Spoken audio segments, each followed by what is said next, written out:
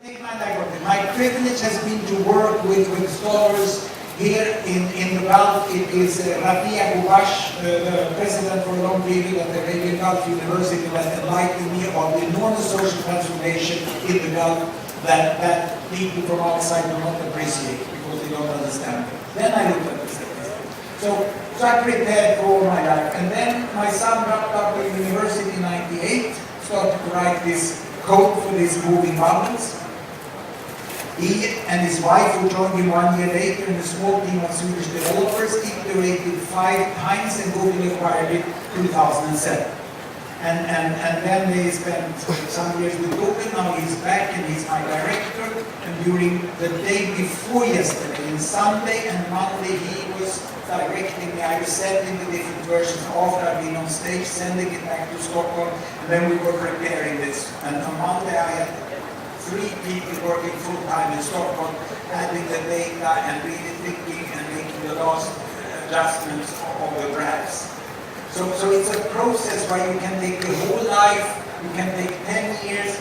I accepted this talk in November, I think, when you made it, because I went to the webpage of Qatar Statistical Authority and I found that fertility rate had dropped to 2 in Qatar, and I found that wonderful explanation. It was, yes, women's have a later age at marriage, more education, and enters in the workforce. And it was just bluntly declared that as scientific as it can be by the authorities of this country. And I said, this is the right place to deliver the message, what it's all about. And it's not about religion, it was empowerment of women. And women in Qatar are indeed much more empowered today than they were 20 years ago, but you don't see it on the way they dress.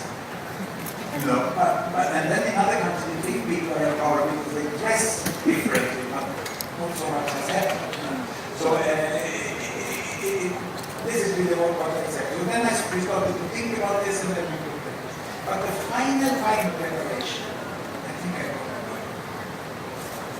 it, is like this. You are going to make a good speech, you have to write it down. You have to write it down sentence by sentence, like this. And you have to exactly know when you are going to put in the different graphics and what you are going to say. You have to define the speed by which you run it for 1960. It was 26 seconds yesterday. And then I know what I would say and what I'm saying. When you have done this, you have written exactly the speech, what you're going to say, you throw it away. You can't use that anymore on stage. You can't use it in your final rehearsal. Then you write the definite thing. This was what I had on stage yesterday. And I had put this on because there was a wind. It's very important to remember. It's all about details. It's all about details in here. Small details. But it was not so much means I didn't need anything down here. And on this side here is what I showed in the PowerPoint, and this is what I showed in the Gapminder software, how I do it in between them. And then what I did backstage was that I don't want to talk with anyone the last day before I do this. Otherwise, the technicians and some advice for those who arrange. But then I was on 2 hours alone in front of my computer, redoing, and yet I missed 2 sentences. I said East Africa when it should be West Africa, and I did 1 other mistake yesterday. So I only made 8% right mistake. I read scientific papers. You cannot do that yourself by these bubble graphs. That's precisely, this is descriptive software. It is to describe a story you know, or is to generate hypotheses. You cannot draw conclusions on causalities by seeing how things go where. So I read this is Abor Bashar and Nicholas Eberstadt study fertility decline in the Muslim world, a veritable sea change, still curiously unnoticed, published in the author. And then I read these papers. So I see what they have concluded. I don't do the research. I just take good research and I'm good enough to assess what is good research. And then I see how can I make this understandable. It's not a scientific review paper. You address a major lack of knowledge and a major misconception. I missed the sentence I should have said. Locally, there can be subgroups in a religion which have a very extreme view about fertility, which they attribute to their religion. The settlers in Israel, in Utah, in the United States. We even have an area in northern Sweden, you know. But there's almost no country where it affects the national level except in Israel, which have to each 3 babies per woman today. But it's because it's a small country where they dominate by one religion. So this is the case. The fact that fertility rate has dropped now in Nepal, Bhutan, and Cambodia, the poorest countries of the Eastern religion, is quite interesting. And you're probably right. There's something that facilitates the use of family planning, the acceptance of few children faster in those countries. But I would rather assess that country by country. I would rather assess that country. Cambodia is quite different culturally from Japan, though you would put them in the same group. Cambodia is really much more linked to India from its tradition. And when you come to Cambodia, you can't understand how much different culture that they think they are from Vietnam and Thailand. So it's really country by country. And in countries, of course, during the period, resistance to making family planning accessible take religious shapes. In Sweden, in the 1930s, the banning of condom was run by the Lutheran Church. But it was really because the men didn't want that competition in the workforce. And can you imagine, we fired female school teachers up to 1936 when they married. It was a Taliban country, Sweden, up to 1936. That's been defeated. So when you go into that, but what I wanted to show is what almost no one knew, that the fertility rate in the Islamic Republic of Iran is 1.76 today, in Sweden 1.93. There is nothing on the general character of these religions and their linked culture that stops from getting to child families. There could be specifics in one period. Definitely the reason why the Philippines have 3 and Indonesia 2 is because the Catholic Church in the Philippines have really actively managed to stop poor people from accessing family planning, whereas Islam in Indonesia have not, on the contrary. Whereas the Catholic Church in Brazil has not done that. They've done it in another way. So it comes to country specifics. You have to set the aim. The aim is that this audience would understand. Then everything else is subordinated to that.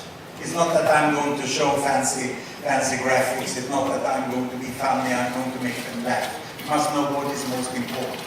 And yesterday evening, what did I do on that stage? Did I speak to the audience? No, that was secondary. What was my primary purpose there? Which was everything else was subordinated. I was producing a TED video for use on the internet. You were sat there, you were completely secondary to me. Very little interest. I just used you. We get the applause and have you laugh because it comes out so nice in the video. And this is different, but it could have been that I will be speaking in Washington in June on a high-level meeting defining the future goals for child mortality in the world. Then I will be speaking to the people sitting there. And that's different. So you must be very, very clear on this. Now, if you are at the first time in TED, Bruno is very concerned that also the audience are satisfied and so on. But really, the great thing with TED is that TED is using the conferences for producing the videos. And it's so conscious all the way through. And you get good videos if you have a good experience from them sitting there. But they plan the light and they plan the way they record everything so that it fits the post-production. And they have an extremely efficient, I'm not getting paid by them at all. It's a very efficient post-production. It's amazing how you have optimized the post-production on this video. But there is also a different element there, which is you, and you just mentioned it in passing, which is you need to create the optimal energy between the speaker and the audience, and the optimal experience for the audience who's there physically. Otherwise, that energy will never translate in video. I can just give you the concrete example on that yesterday, because I decided this, and Bruno was a little nervous about the work. Not going to the detail, but he was a little nervous that sexuality and religion in Qatar may, It's sort of delicate to deal with. I promise you I will do. And then I said, I will talk about religion. But religion is a very delicate, and you didn't laugh. I could hear that you inhale. You're very silent. So to talk about religion this time, huh? But religion is a very delicate, a very broad topic, and it can also be very delicate. That's a fact. And then you start, one choice. So I have to focus. I will only talk about the link between religion and sexuality, and then you burst out in laughter. And at that point, I couldn't see the faces of the people, because there were people who came from Qatar, who was more youth meeting here, it was the hosts we have here from the government, and when I cannot see the faces of people, I don't know how far I can go. So I cut you short, if you remember. I said, no, this will be serious, I said, because I got too much laughter. And when people feel offended in a lecture, it's not because of what the lecturers say on stage, it's because of how the audience reacts. So if I say ugly things about other religions, I bring shame upon myself and everyone accepts that. But if the audience reacts positively to that, that's shocking. So that's why, because I couldn't see the faces of everyone that someone reacted badly, and reading the faces, reading the sound of the shoes, hearing the breath of the audience, see if they turn to each other, or if they grab for their cell phone, or if someone wants to leave, that's how far you can go. Yeah? And then I cut you short yesterday, and I said, this is here, and you stop that, like this. It was a fantastic audience. Everyone got the message. I'm not going to laugh about religions here tonight. This is not what it's about. So this is how you have to do it. Now, why I use the thing I used? It's because it works. To explain the fill-up without boxes doesn't work. No one has been able to understand that. The majority of you haven't understood that it's inevitable that we will become 2 billion more in the world.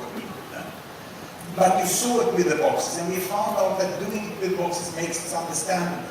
Doing things the non-academic way also helps in itself, because it's not the way lectures used to. Because when you sit like this, and it's a lecture about statistics, 8 out of 10 things, oh, I pretend that I understand. I won't show them that I don't understand, and they stop thinking.